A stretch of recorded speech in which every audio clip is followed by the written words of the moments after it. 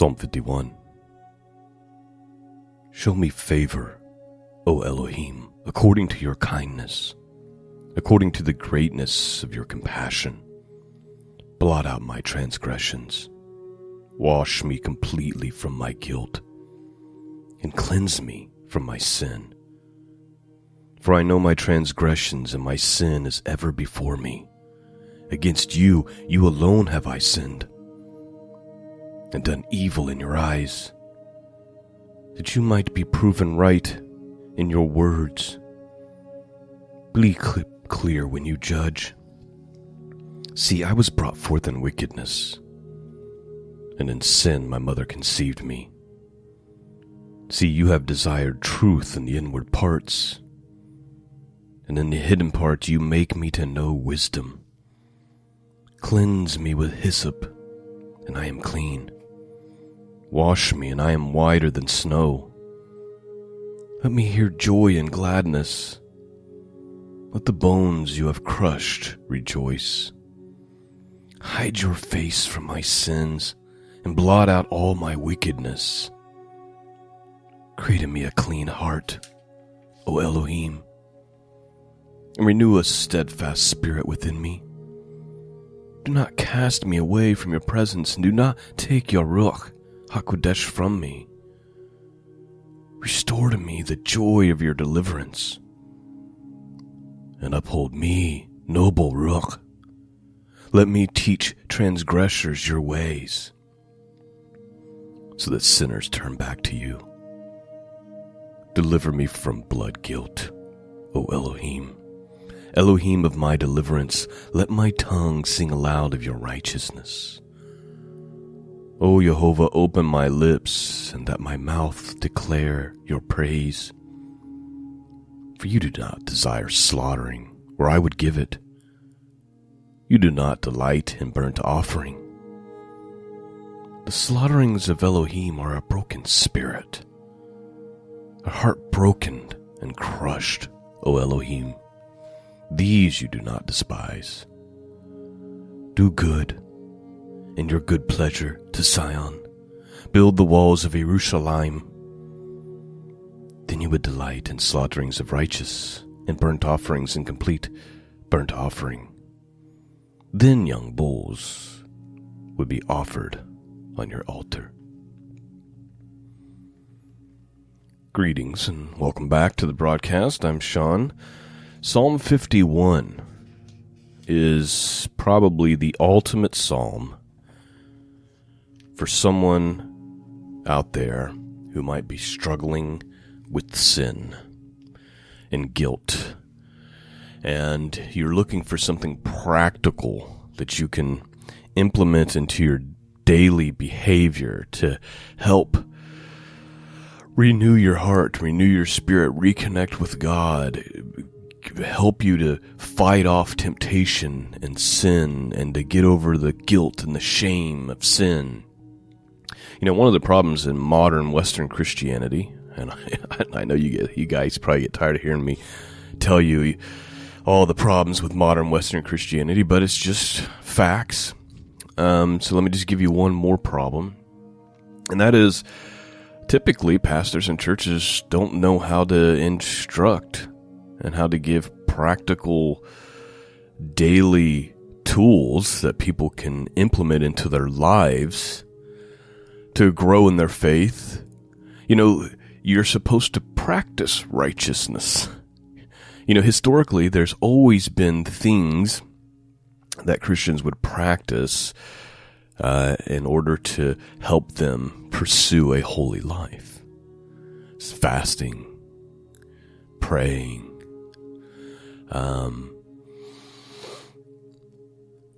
reading scripture, but usually specific things, specific prayers, specific behaviors to tackle certain issues. So I'm giving you one now. Read Psalm 51 every morning. Just get up, get before God, and just read Psalm 51 from the heart. There's a practical tool for you to help you get stronger, to help you reconnect to help you get over the guilt, to help you pursue a holy life before the Lord. It is Monday, which means it's time for some wisdom and some encouragement to start your week. Hopefully you just received a little bit. We're going to read Psalm 140 today. No commentary for me on Psalm 140 because I just gave you some 5 minutes introduction for Psalm 51. And then we're going to read Proverbs chapter 10. So open up your hearts this morning. Let's begin.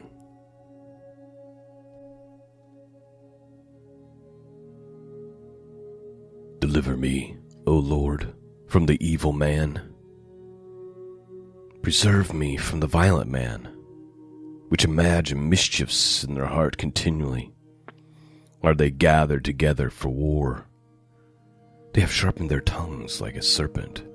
Adder's poison is under their lips. Selah. Keep me, O Lord, from the hands of the wicked. Preserve me from the violent man, who have purposed to overthrow my goings. The proud have hid a snare for me and cords. They have spread a net by the wayside. They have set gins for me. Selah. I said unto the Lord, Thou art my God. Hear the voice of my supplications, O Lord. O God the Lord, the strength of my salvation, Thou hast covered my head in the day of battle. Grant not, O Lord, the desires of the wicked. Further not his wicked devices, lest they exalt themselves. As for the head of those that compass me about, let the mischief of their own lips cover them. Let burning coals fall upon them. Let them be cast into the fire, into deep pits, that they rise not up again. Let not an evil speaker be established in the earth. Evil shall hunt the violent man to overthrow him. I know that the Lord will maintain the cause of the afflicted and the right of the poor. Surely the righteous shall give thanks unto thy name. The upright shall dwell in thy presence. And that is Psalm 140. I will say that I can't help but connect with the prayer for God to not let the wicked get away with it, continue to do the evil thing that they're seeking to do, right? How many times have we had to pray this? Look, Lord, what they're trying to do. This is incredibly awful, grotesquely evil, what these people do in the world, and they get away with it. He says, grant not, O Lord, the desires of the wicked. Further not his wicked devices, lest they exalt themselves. I can't help but pray that in my heart right now. It's like, oh, look at all the wicked. And look what they're doing in the world. Handful of people causing death and destruction to millions all over the earth.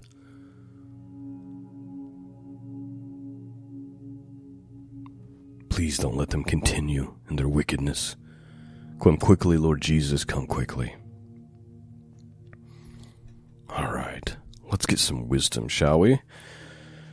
Folly of wickedness and the wisdom of righteousness, from Proverbs chapter 10. Let's begin.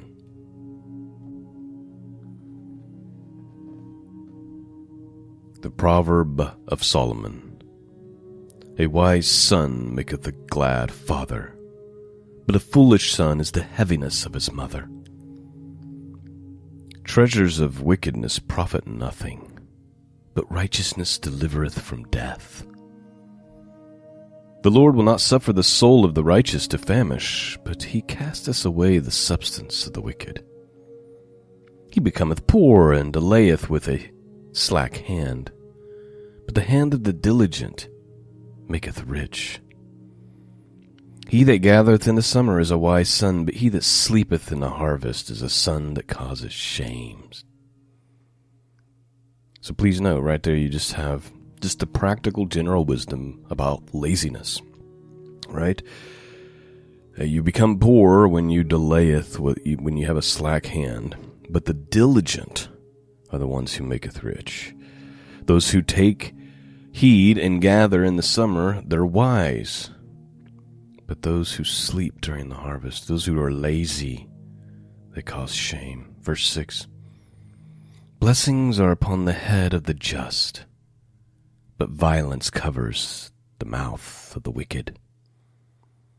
The memory of the just is blessed, but the name of the wicked shall rot. The wise in heart will receive commandments, but a prating fool shall fall. He that walketh uprightly walketh surely, but he that perverteth his ways shall be known. He that winketh with the eye causeth sorrow, but a prating fool shall fall. The mouth of the righteous man is a well of life, but violence covereth the mouth of the wicked. Hatred stirreth up strifes, but love covereth all sins. Please note, that's something that the Apostle Paul says, or maybe it's Peter. Yeah, Peter. He says that charity covers a multitude of sin. Here in the Proverbs says, love covereth sins. Verse 13. In the lips of him that hath understanding wisdom is found, but a rod is for the back of him that is void of understanding. Wise men lay up knowledge, but the mouth of the foolish is near destruction. The rich man's wealth is in his strong city. The destruction of the poor is in their poverty. The labor of the righteous tendeth to life, but the fruit of the wicked to sin. He is in the way of life that keepeth instruction, but he that refuses reproof, error. He that hideth hatred with lying lips, and he that uttereth a slander is a fool. In the multitude of words there wanteth not sin, but he that refraineth his lips is wise. Please note, I actually just had this conversation the other day with my wife, not to her, but to me, talking about myself.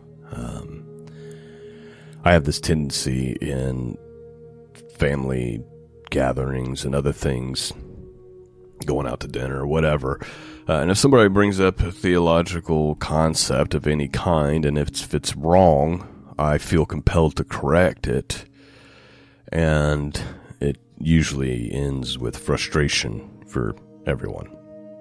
And I was talking to my wife, and I'm like, there's just wisdom, and it's something that I'm trying to learn. I'm trying to implement into my daily behavior. It's something I'm trying to practice, right? Because we practice our faith. We practice it. And the thing that I was talking about was just remaining silent. And many times you just don't have to be right. Many times it's not a big enough deal where you just have to insert yourself, especially if you weren't asked a question. Somebody's just talking, and our opinions don't always have to be heard. And it's something and there's been seasons in my life where I've done really, really well, where I've just been able to just be the person who always remains silent. And here's one other thing. When you're the person who doesn't talk, rarely, when you do open your mouth, people listen. If you're the person who's always running their mouth, always talking, people have just gotten used to zoning you out. You talk too much. In the multitude of words there is a wanting not there. In the multitude of words there wanteth not sin, but he that refraineth his lips is wise. And there's just wisdom in keeping your mouth shut. We don't actually all have to be heard all the time. Our opinions don't always have to be heard all the time. We don't always have to be right. We don't always have to correct error. There is a time and place for these things. But the wisdom is knowing when. And so one of the hardest things to tame, according to the scriptures, is the tongue. And the tongue is also one of the most dangerous things. So I hope that real life practical example I'll shed some light on it for you. Verse 20, the tongue of the just is as choice silver. The heart of the wicked is little worth. The lips of the righteous feed many, but fools die for want of wisdom. The blessings of the Lord, it maketh rich, and he addeth no sorrow with it. It is a sport to the fool to do mischief, but a man of understanding hath wisdom. The fear of the wicked, it shall come upon him, but the desire of the righteous shall be granted. As the whirlwind passeth, so is the wicked no more, but the righteous is an everlasting foundation. As vinegar to the teeth, as smoke to the eyes, so is the sluggard to them that send him. The fear of the Lord prolongeth days, but the years of the wicked shall be shortened. The hope of the righteous shall be gladness, but the expectation of the wicked shall perish. The way of the Lord is strength to the upright, but destruction shall be to the workers of iniquity. The righteous shall never be removed, but the wicked shall not inhabit the earth. The mouth of the just bringeth forth wisdom, but the froward, that means perverse, but the froward tongue shall be cut out. The lips of the righteous know what is acceptable, but the mouth of the wicked speaketh frowardness, that is to say, perversion. And that, my friends, is the end of our study for this morning. I pray you've been blessed. I pray your hearts have been pierced. I pray you've received some wisdom and some encouragement to start your week from the holy word of God. Thank you for listening. Peace and grace be with all of you. And until next time, God bless.